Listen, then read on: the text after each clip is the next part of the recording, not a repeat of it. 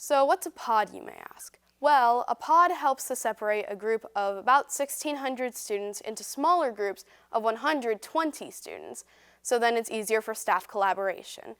They have different types of seating to accommodate to everybody's liking. And another thing is it helps prevent time loss because all the lockers are within that little pod have the classrooms right next to them, mainly the core classrooms. So it's easier for the student to get place to place without any disruptions. Well, mostly.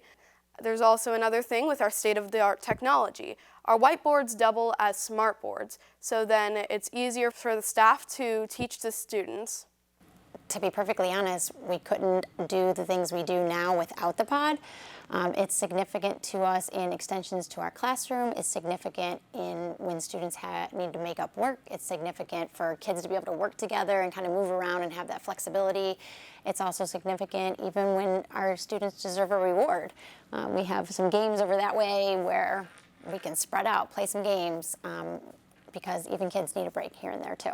I feel it's important for the community to know that without our pods, there's so much we wouldn't have been able to do this year, next year, even in planning. So it's awesome that when we built the building, that pods were the center of the idea.